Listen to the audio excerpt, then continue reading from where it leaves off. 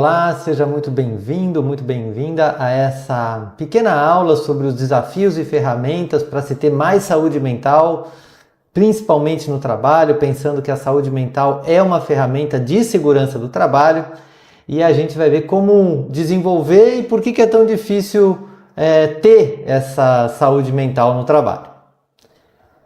Eu sou Heitor Fagundes, tenho 51 anos, tenho 2 filhos, estou no meu 2º casamento. Sou terapeuta de uma metodologia chamada Pathwork, que a gente vai conhecer um pouco mais aqui, mas além disso, sou doutor em Mindfulness, mestre em Ciências da Saúde, já fiz especialização na GV, MBA em Economia da Saúde, trabalhei aí em multinacionais, tive a minha empresa também de consultoria e desde 2017 eu tenho essa empresa onde eu me dedico a ajudar as pessoas a melhorar a sua saúde mental, emocional e espiritual. Tem meus contatos aí, mas isso não é o mais importante hoje. O importante é que você está aqui, decidiu estudar um pouquinho, buscar um pouco de informação sobre saúde mental, sobre como desenvolver a saúde mental. Então, eu agradeço muito essa oportunidade de estar falando com você e honro essa sua escolha. E quero que essa conversa seja uma conversa relaxada, simples, para a gente também desmistificar de que esse tema é muito complicado. É desafiante, tem muita informação nova, mas eu vou tentar aqui fazer de uma forma bem solta, bem relaxada, para que você veja que é possível falar sobre esses assuntos, que na verdade são os assuntos do nosso ser interior, uma coisa que todo mundo tem dentro de si. E para isso nós vamos usar uma base teórica, essa base teórica é o Pathwork, que é a minha metodologia mais forte de trabalho, porque ela é baseada em 258 textos que unem espiritualidade, autoconhecimento e terapia. Então é uma coisa bem inovadora, bem na fronteira, né? Na inovação, na parte mais nova do que se pode falar sobre saúde mental, porque une esse componente da espiritualidade, que é um lugar fundamental para a gente desenvolver saúde mental. E se a gente olha as ferramentas que essa metodologia usa, ela começa usando a prece, uma coisa que talvez intuitivamente muitas pessoas já saibam. Não, quando eu estou muito estressado, eu paro, faço uma prece, me ajuda. Mas como é trazer isso como um dos componentes estruturados para a saúde mental? É o que a gente vai ver hoje. Também a meditação, uma coisa que vem se falando muito, muita gente fala sobre, nossa, como é importante meditar, mas como é que eu faço isso na prática? Quais são os desafios? Aí depois o estudo desses textos, eu vou trazer alguns trechos para você ver como isso é possível, um exercício chamado revisão diária, que a gente também vai aprender aqui hoje, e a aplicação de tudo isso nos desafios da vida. Então, relaxa, a gente tem um conteúdo bem estruturado, bem tranquilo, que a gente vai aqui apresentar para você. Como essa aula é gravada, a gente não vai poder fazer muita troca, mas vai sentindo, vai fazendo suas anotações, vai curtindo aqui essa jornada que a gente vai fazer durante essa aula. Então, seguindo, o primeiro desafio que a gente tem para melhorar a saúde mental são o que a gente vai chamar de gatilhos emocionais. O que são gatilhos emocionais? É tudo aquilo que nos causa estresse, desarmonia emocional, incômodo, irritação. Então, por que a gente dá esse nome? Porque pensa bem, são aquelas coisinhas, alguém que me fala um negócio que eu não gostei, alguém que sempre me fala a mesma coisa e eu não gosto, pode ser um chefe, um colega de trabalho, algo que eu vejo acontecer, sempre que eu vejo algo, nossa, isso me incomoda, eu não fico bem o dia inteiro. Ou, para quem está mais aí na área de vendas, cancelou um pedido, nossa, isso acabou com o meu dia. Então tem várias coisas que são gatilhos emocionais. E você pode ir pensando, tá, para mim, o que são gatilhos emocionais para mim? Por quê? Porque o gatilho emocional é pessoal. Então você pode ter, talvez conheça alguém, por exemplo, uma coisa que te engatilha muito. Cancelamento de um pedido, ou o chefe mandando mensagem X hora do dia. Para você, aquilo te incomoda demais. Às vezes você vai falar para um colega, ele fala, não, isso é normal, nem dou bola. Mas uma outra coisa é gatilho emocional para o outro. Então a primeira instrução é você saber que isso que é gatilho emocional para você e parece um absurdo quando acontece, você fica irritado, chateado, estressado, para uma outra pessoa pode não ser nem um pouco ruim, nem incomoda. E você pode, se quiser, até para um pouquinho o vídeo, faz uma pausa e começa a listar. O que é gatilho para mim? Quando fulano faz isso. São fatos. Quando acontece algo, quando você vê algo, aquilo te estressa. Ok? Temos a definição do que é gatilho. E a partir disso, o que são defesas emocionais? É a forma como você reage quando o gatilho acontece. E é importante ter esse nome porque é realmente uma defesa. Para não viver todo o incômodo que aquele gatilho traz, a gente se defende. E se defende mesmo. E eu vou mostrar como. Então, para a gente ter um pouco de teoria aqui, saber que isso eu não estou tirando do nada, nessa palestra 14, que é um dos 258 textos que eu falei, a gente tem a definição do eu superior, do eu inferior e da máscara, que são estruturas do nosso ser. Então, o eu superior é onde a gente tem as nossas melhores qualidades, o nosso amor, a nossa verdade, a nossa alegria, a nossa disposição. Vai pensando aí, nossa, que qualidades eu tenho? Realmente, eu sou uma pessoa X. E com essas qualidades a gente cria no mundo, então o mundo está aqui fora, né? Desse eu superior, a gente cria as coisas boas da vida, as coisas boas que a gente construiu, a gente cria com o nosso eu superior. Mas a gente tem também um eu inferior, onde estão nosso medo, nosso orgulho, nossa obstinação, nossa insegurança, nossa teimosia, aquelas coisas que atrapalham nossa vida, mas que a gente prefere não olhar. É aquele ódio, aquela ira, que o gatilho vem e desperta. Você fala assim, isso aqui me dá medo, isso aqui me dá raiva. E a gente aprendeu que se a gente soltar esse medo, essa raiva, esse ódio, essa ira no mundo, ou o orgulho, onde eu acho que eu sou melhor que todo mundo, se eu soltar isso aí, não vai ser bom. Isso a gente fazia lá quando criança e aprendeu que o mundo não reage muito bem a isso.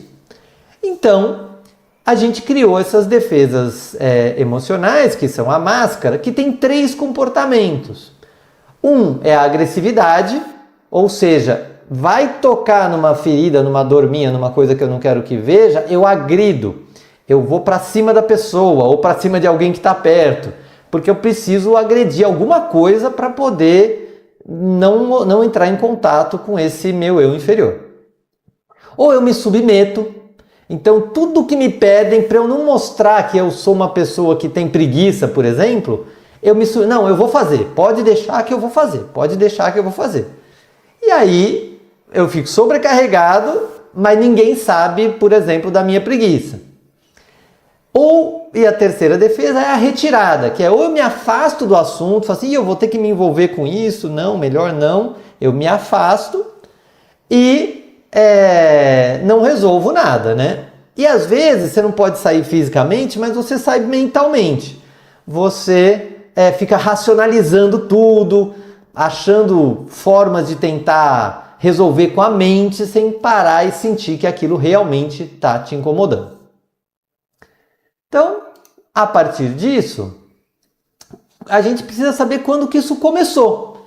Né? Quando que eu comecei a criar essas defesas? Então, a gente tem aí na palestra 84 a seguinte definição. Quando criança, o ser humano enfrenta desapontamentos, solidão, rejeição, tanto reais quanto imaginários. Isso cria uma insegurança e falta de autoconfiança que ele procura superar, infelizmente, de forma incorreta. Qual que é a forma incorreta? Usando a máscara, que é a agressividade, a submissão ou a retirada. Inconsciente de que essa solução, né, que ele escolheu, traz mais problemas e desapontamentos, a pessoa tenta de maneira cada vez mais exaustiva perseguir aquilo que considera como a solução. Então, muitas vezes, a pessoa agressiva se torna mais agressiva. Tipo, a agressividade não resolveu, eu vou ser mais agressivo para ver se resolve. Ou ainda, eu sou submisso, eu vou ser mais submisso para ver se resolve. Ou se eu sou retirado, eu vou me retirar mais ainda para ver se resolve. Não resolve. Mas é importante, agora que você está sabendo desses mecanismos, que você saiba que se você está fazendo isso, talvez haja uma outra forma de fazer. E a gente vai estudar isso um pouco mais. Então, vamos falar um pouquinho sobre o que acontece com a gente quando criança, que faz a gente, se a escolha da criança foi ter a defesa da agressividade. Aqui, a criança em crescimento acredita que a única maneira de estar a salvo é tornando-se tão forte e invulnerável, tão independente e sem emoções que nada e ninguém poderá atingi-la. Assim, esforça-se por negar todas as emoções humanas. Quando uma emoção vem à tona, sente-se profundamente envergonhado de qualquer emoção e considera as emoções como fraqueza, seja uma fraqueza real ou imaginária. Então talvez você conheça pessoas que tentam se mostrar muito fortes. Fala assim, não, eu não tenho medo de nada, eu não sou inseguro, eu não tenho essas coisas são para os fracos. E óbvio que isso não é verdade, todo mundo tem medo, insegurança, todo mundo tem o pacotinho de eu inferior, mas a criança desenvolveu esse lugar de falar, se eu for muito forte, isso não existe em mim. E, obviamente, que isso não vai funcionar, mas ela tenta e tenta e tenta. O adulto, posteriormente, pode se tornar um adulto agressivo. Talvez não aonde isso vai dar muito prejuízo, talvez não se torne agressivo no trabalho, alguns até se tornam, mas talvez se torne agressivo em outros lugares para descarregar esse tanto de emoção que ele aprendeu a descarregar, a tentar descarregar na agressividade. Depois, tem a criança que escolheu a submissão. Então, a pessoa se humilha e se submete para receber aprovação, simpatia, ajuda e amor. Inconscientemente, acredita que ao afirmar seus desejos e suas necessidades, perderá o único valor que reconhece na vida, o de ser cuidado como se fosse uma criança. Não necessariamente em termos financeiros, mas emocionalmente. Então, na submissão, a criança aprende a se humilhar, porque se ela faz tudo o que a pessoa quer, ela recebe aprovação, recebe simpatia, a pessoa ajuda ela e ela recebe amor, da forma como ela acredita que é o melhor. Mas nisso tem uma grande falha, que é assim, eu não posso dizer o que eu desejo.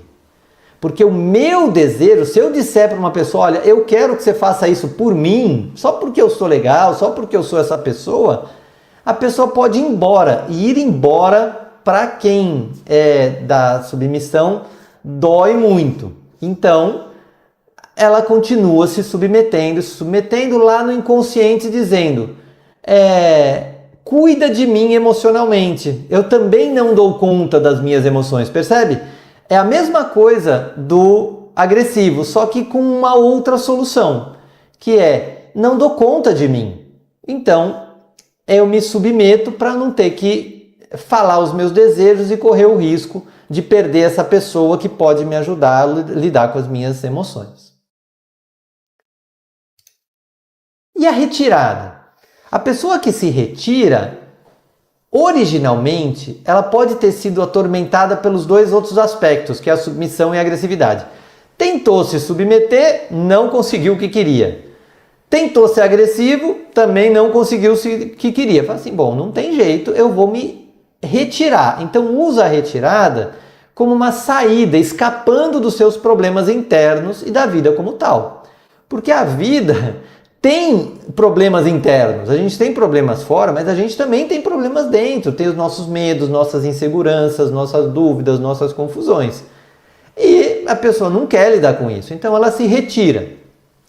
Mas com a retirada ou a falsa serenidade, ela ainda está partida ao meio. A pessoa não está inteira, porque ela está tentando resolver tudo sem lidar com as emoções. Então existe uma separação entre o que eu penso, o que eu resolvo, o que eu racionalizo e as minhas emoções.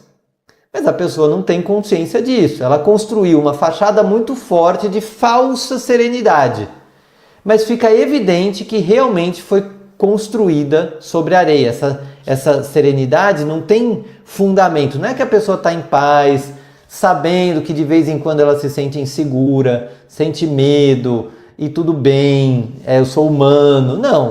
Não é essa serenidade, é uma serenidade tensa, é uma serenidade de, olha, eu faço tudo certo, eu não erro, eu sou perfeito, eu trabalho muito para deixar tudo muito do jeito que tem que ser, conforme a regra. Então é uma pessoa que fica tranquila porque fez tudo certo, não fica tranquila porque entende que a vida tem seus desafios emocionais. Bom, espero que esteja fazendo sentido para você. O que chamar mais atenção, anota, que é o recado que talvez você mais esteja precisando. Então, vamos pensar um pouco. Das pessoas que mais te irritam, aquelas que despertam seus gatilhos, qual a defesa emocional que ela mais usa?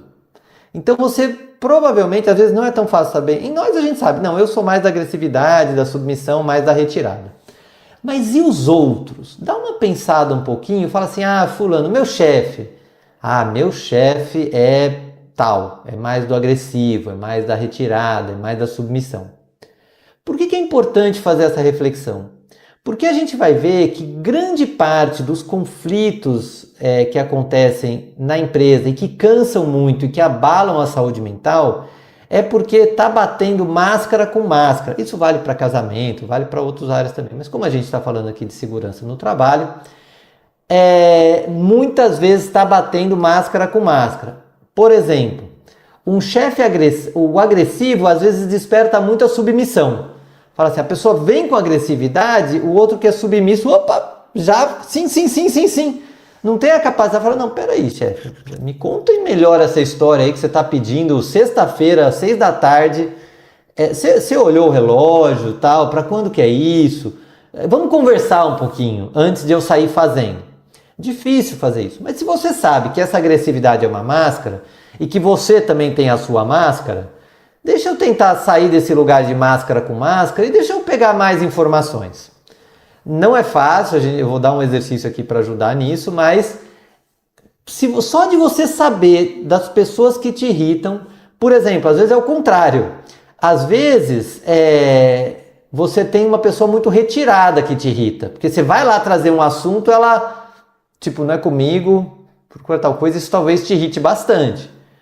Aí também é um lugar que você pode começar a olhar e mapear as pessoas a partir das máscaras que ela usa e que você usa com ela. Então, quando você percebe que essa máscara te irrita, você fala, o que eu uso? Eu vou para agressividade, não, eu vou para submissão, não, eu vou para retirada. E com isso a gente consegue fazer um pouquinho o mapa dos seus desafios pessoais para melhorar a sua saúde mental, que essa é outra dica. A gente não consegue melhorar a saúde mental do outro. Pode dar informação, pode conversar, mas quem vai mudar a saúde mental do outro é o outro, que é um trabalho pessoal. Mas você pode fazer o seu, né? Então, para você fazer o seu trabalho, que ferramentas a gente tem? Mas antes das ferramentas, para ajudar um pouco nesse exercício, eu queria pegar alguns exemplos. Então, um fato. Gatilho lá. O chefe manda um WhatsApp no final de semana de um tema sem urgência. Na sua visão, na visão da pessoa, não tem urgência isso aqui. Quais são as defesas emocionais? O submisso vai falar assim, claro, chefe, vou fazer já. E faz lá no final de semana, se sobrecarrega e faz. O agressivo, ele fica bravo com alguém próximo. Pode até ficar bravo com o chefe. Mas o mais comum é dar patada em alguém. Então ela não devolve na pessoa que trouxe o gatilho, nem estou dizendo que é isso que devia ser feito, porque ainda é uma máscara, mas fica bravo com alguém próximo. E o retirado finge que não viu. Fala assim, a regra é que eu trabalho até sexta-feira e a regra diz que eu não preciso trabalhar no final de semana. Portanto, isso não aconteceu, essa mensagem não vi. E qual que é a verdade interna dessas pessoas? Uma possibilidade, né? É assim, chegou a mensagem, que raiva, que droga que eu tenho esse chefe, ele sempre faz isso, e aí chega na segunda-feira, ele nem está tão preocupado assim. E várias emoções, um ódio, uma inquietação, uma indignação, tudo isso que está ali borbulhando dentro da pessoa. Você percebe? Isso acontece mesmo, eu não estou inventando. Provavelmente, se você fez o mapa aí do seu chefe ou dos seus funcionários, tal, você vai achar que defesa emocional toca mais em você. Vamos pegar um outro exemplo. O gatilho.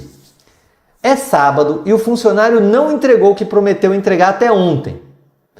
Aí o submisso vai fazer o quê? Vai fazer a parte que ele não entregou. Fala assim, eu vou fazer a parte que ele não entregou, porque não entregou, eu preciso fazer, me sobrecarrego. O agressivo manda uma mensagem bravo para o funcionário. Fala assim, você tinha que ter feito, eu tô bravo. Não vai falar que tá bravo, porque já seria uma revelação, mas manda uma mensagem agressiva. E o retirado deixa para lá. Fala assim, a regra é que depois eu tenho que fazer uma advertência formal a esse... O retirado vai muito pela regra. Então, porque racionaliza, entende? Qual que é o certo, qual que é o errado. Então, é uma forma de notar. Então, qual que é a verdade interna desse chefe? Por exemplo, que raiva! Será que ele não percebe quanto isso me prejudica? Agora eu vou passar o final de semana inteiro preocupado se vamos conseguir integrar o projeto no prazo. Que falta de consideração! Se não dava para entregar na sexta, por que ele prometeu? Então, percebe como tem muita verdade interna aí que fica debaixo da máscara. E isso precisa ser cuidado. Pode ser cuidado. E a pessoa que cuida começa a lidar de uma forma melhor.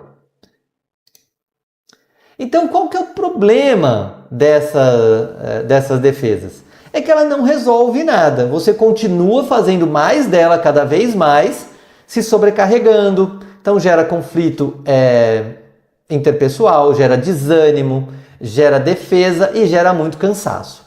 Então, uma coisa que a gente vê muito hoje em dia são as pessoas cansadas, mas cansadas na alma, assim. Mas não é porque está cansada porque trabalhou muito, está cansada porque essas defesas estão muito presentes. As pessoas estão, no geral, mais sensíveis. Então essas emoções estão muito gritantes. Só que no ambiente de trabalho não dá para soltar essas emoções assim. Então a pessoa está cada vez mais tentando segurar. E esse segurar, seja na agressividade, na submissão ou na retirada, cansa muito, só que a pessoa muitas vezes não percebe. Então vai se dando conta, vê se isso faz sentido para você. Então, quais as ferramentas que a gente usa, né, dentro dessa metodologia? Tudo isso dentro de palestras, essas palestras estão disponíveis também, para caso você queira baixar, são abertas, são gratuitas. A primeira ferramenta que essa metodologia oferece é a prece. Mas não aquela prece que você faz no final do dia porque aprendeu, eu tenho que rezar para Deus para agradecer, ou uma prece mecânica. Mesmo quem, por exemplo, não acredita em religião, não tem religião, pode tomar a prece como um contato com algo maior, tá? Não é uma coisa rígida. Olha o que está nessa palestra. A prece diária deve ser considerada um exercício diário de meditação. A princípio, a maioria dos seres humanos tem dificuldade de manter os pensamentos ordenados e é preciso aprender a não desanimar por causa disso. A prece, como tudo que está vivo, jamais deve chegar a um ponto em que não evolui mais. Então, é uma visão um pouco diferente da prece religiosa. É a prece como um exercício. Por quê? Porque só de eu tentar fazer uma prece, eu vou ter que organizar meu pensamento. E vou ter que aceitar que existe uma força maior do que eu, maior do que esse ego aqui, Heitor. Não, eu estou pedindo para alguém, eu estou pedindo ajuda para uma força maior. Isso já estimula um lugar de humildade, um lugar de aceitação, de que a gente não sabe tudo. Então é uma nova forma de estruturar a ideia da prece. E ela deve ser viva, ou seja, eu não preciso rezar todo dia do mesmo jeito. Hoje eu acordei preocupado com a reunião que eu vou ter mais tarde. Então deixa eu fazer uma prece para eu fechar um pouquinho meus olhos, falar, nossa, isso aqui está me preocupando. Aí sozinho eu posso ser sincero, eu não preciso ter máscara. Isso está me preocupando, poxa, como é que eu posso lidar com isso bem, como é que eu posso estar num lugar maduro, como é que eu posso ativar meu eu superior, as minhas qualidades divinas. Então é uma conversa que você também vai organizando seus pensamentos a respeito do que você vai ter de desafio no dia. Depois, a segunda ferramenta é a meditação. A meditação já é uma criação consciente e deliberada. É um dos atos mais dinâmicos e criativos que a gente possa imaginar. Primeiro, você usa a meditação para eliminar aquilo que te impede de meditar. Isso é uma parte importante. Por quê? Porque muitas pessoas têm dificuldade de meditar. Então, precisa de ajuda para eliminar o que impede de meditar. E depois você pode ativamente criar experiências mais desejáveis, uma capacidade de sentimentos melhores, mais profundos, uma autoexpressão mais criativa, com mais alegria e mais serenidade. Realmente a meditação é uma meditação estruturada, que aí eu usei essa palestra que é a 194, que é a meditação, suas leis e suas diversas abordagens, um resumo, direciona o estudo da meditação. Então você pode ler a palestra e eu coloquei alguns exemplos que a gente tem aí nesse site sobre meditações que trazem esse direcionamento, tá? Porque não é só meditar, existe uma estrutura dentro dessa metodologia para você mergulhar e realmente fazer uma meditação que traga esse tipo de transformação. Depois o estudo, porque tá bom, fiz a prece, meditei, ganha uma certa estrutura, mas não para, isso é estrutura. Você vai precisar também estimular sua mente com reflexões, como a gente está fazendo aqui. Percebe que eu trouxe trechos de palestra, trouxe referências que você pode se dar ao trabalho, vamos dizer assim, mas ao prazer também de estudar. Então aí na palestra 4, novamente, que fala do cansaço do mundo em contraposição ao amor, fala que o homem deve fazer questão de dedicar certo tempo diariamente à sua vida espiritual. Depois de algum tempo, esse hábito fica tão arraigado que ele não pode mais passar sem isso. Então, ter esse tempo, que aí nessa palestra ele vai falar de 20 a 30 minutos por dia, para, sair um pouquinho das coisas que são do dia a dia, aqui do pagar boleto, do entregar relatório. Não, poxa, e o tempo para mim? Né? E aí o que estudar? Eu vou recomendar que você tenha aí 258 palestras à sua disposição, também tem aulas abertas gravadas, tem muito material que pode ser acessado para você se alimentar de material nesse estudo. Então, está disponível, é muito fácil de acessar e é uma forma também de construir saúde mental. Falar assim, eu tenho um tempo para mim, um tempo onde eu vou estudar algo mais profundo. Isso alimenta, o que nessas palestras se fala é um alimento para a alma, porque a gente está alimentando bastante o corpo, até um pouco o emocional, mas e a alma? E uma alma saudável gera uma saúde mental, é estruturante para uma saúde mental melhor.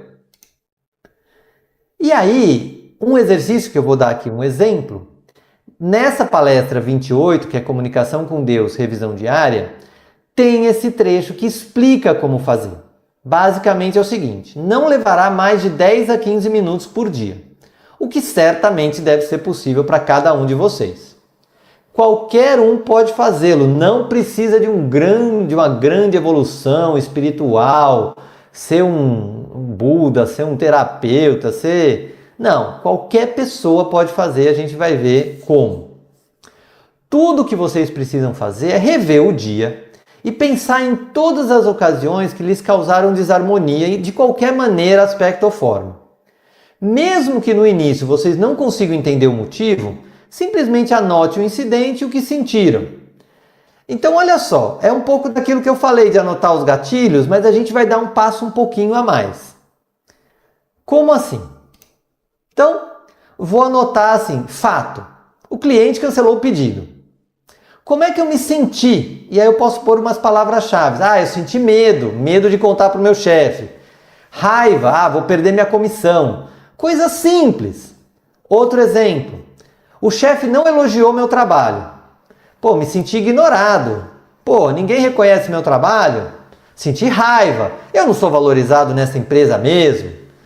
E isso tudo está dentro de você. Você não precisa contar para ninguém que você está fazendo isso. Mas é verdade que você sente medo, você sente raiva, você se sente ignorado. O que acontece? Se você vai fazendo isso todo dia, para um pouquinho e dá uma revisada no dia dessa forma simples, lentamente você vai ver um padrão. Você vai ver, nossa, como eu sinto medo nessa empresa. Que coisa, eu não tinha parado, mas são várias coisas de medo. E talvez você descubra que a coisa que te dá medo é sempre parecida. Muda a pessoa, muda a situação, mas é sempre a mesma. Você, entendi. Aí você começa a ter essa consciência. A hora que essa coisa acontece de novo, você já está esperto, vai ativar meu medo. E você para de fugir do medo, porque você já estudou o seu medo em off, né? Sozinho ou sozinha. Então percebe como essa ferramenta pode ser muito útil? Não é fácil de fazer, parece banal, né? Mas existem defesas que a gente coloca para não fazer isso todo dia. Demora a pegar o ritmo. Muitas vezes a gente se retira. A gente vai para uma retirada e fala assim, não vou fazer aquilo de novo, não, tenho muita coisa para fazer. Isso também é uma defesa emocional, porque vai impedir da gente entrar em contato de novo com aquele núcleo do eu inferior, percebe? A gente tem vários níveis dessa defesa. E aí, a aplicação na vida. Então é assim, entendi que eu tenho sentido muita raiva, isso é meu.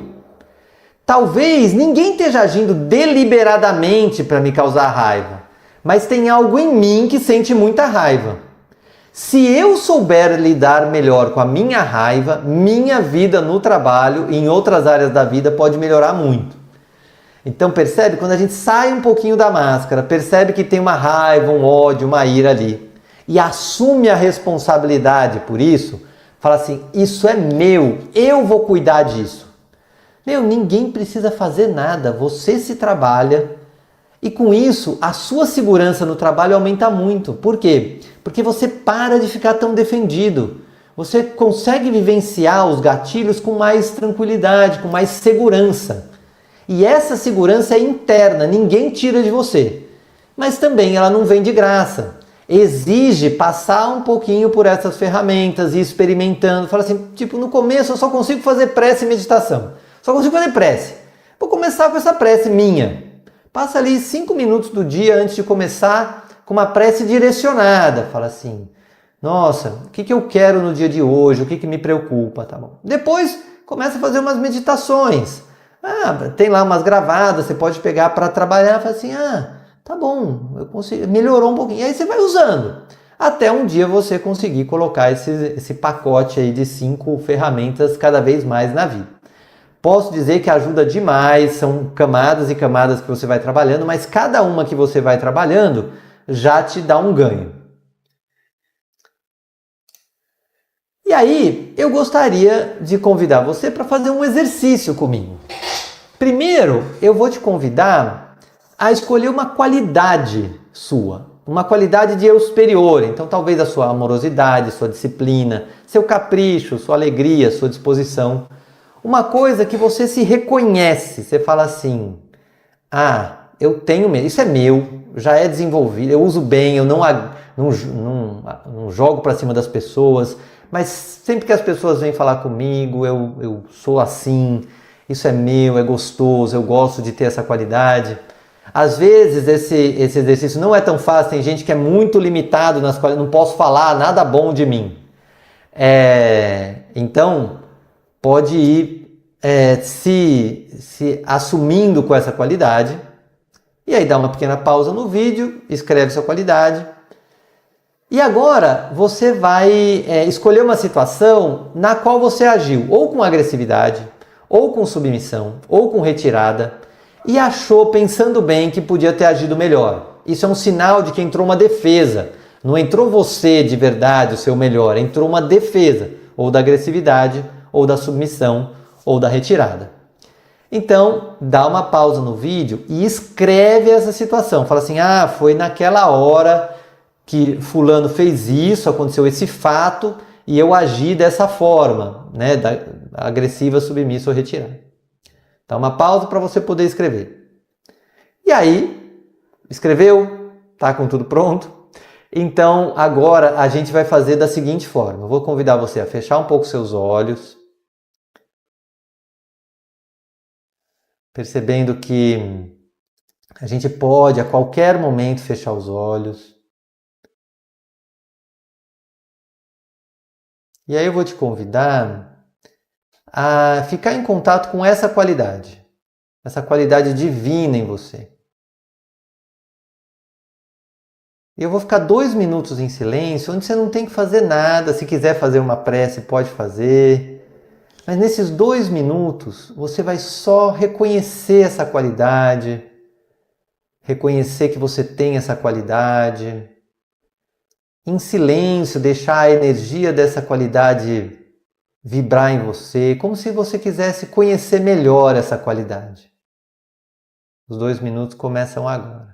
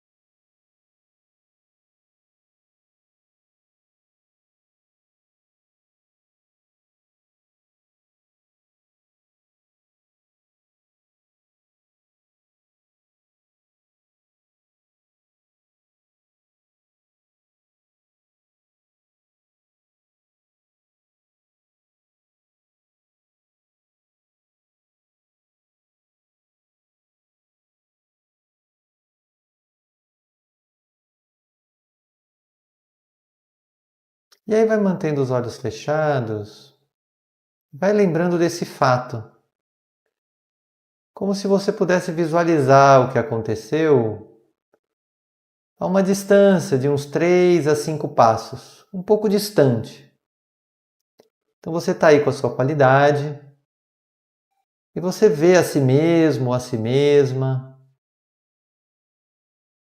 naquela situação onde teve o fato, talvez tinha mais alguém envolvido, talvez foi através de uma mensagem de celular ou algo que você viu na TV.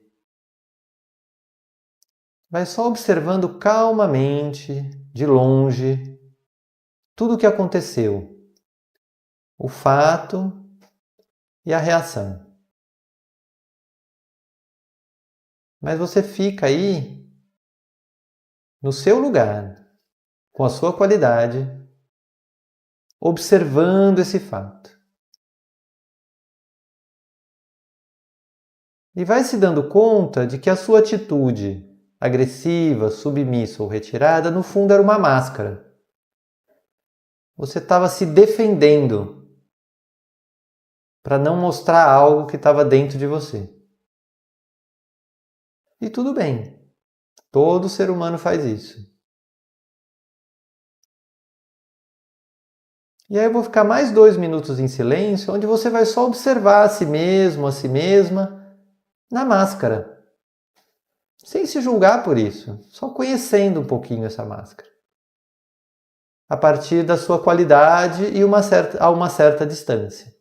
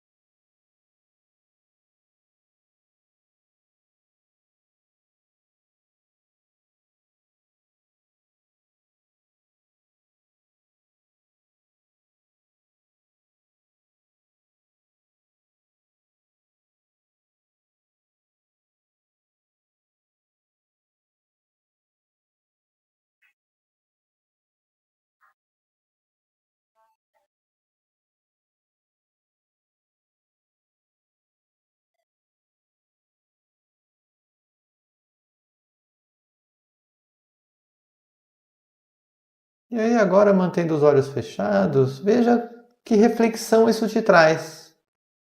Quando você pode assumir que sim, você usou a máscara naquele momento, deixando o seu eu superior guiar suas reflexões, seus insights,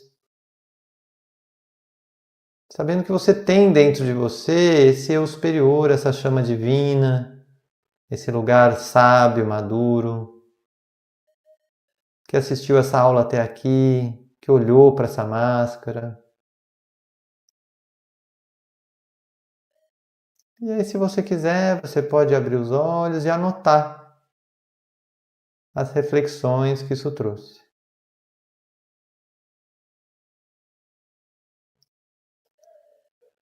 Muito bem. Então, espero que você tenha tido uma boa experiência. Queria que você também anotasse quais os ganhos de ter assistido essa aula. Para um pouquinho, o que eu ganhei? É bom fazer esse resumo. Toda aula que fizer é bom fazer esse resumo, porque daí você vai fazendo seu histórico de ganhos. Tá? Então, se quiser, dá uma pausa aí do ganho. E como mensagem final, eu vou deixar esse trecho aí da palestra 194. A energia das pessoas não é apenas mais poderosa, mas também lhes ajudará a perceber o poder que podem gerar quando corretamente orientados. Deixem-se inspirar e deixem vir o que vier. Sejam abençoados com amor, verdade e poder. Então, espero que essa aula tenha ajudado você. Se tiver qualquer dúvida, pode entrar em contato aí comigo. Vai ser um prazer trocar mais informações, o que você precisar a respeito dessa aula. E se tiver algum problema técnico com a plataforma, acesse aí o pessoal da Gente Mais. Eles estão preparados aí para toda a questão técnica, qualquer outra dúvida também que vocês tenham, outros materiais que precisem, eles têm muito material disponível. Então, espero que essa aula tenha ajudado. Muito obrigado e até a próxima.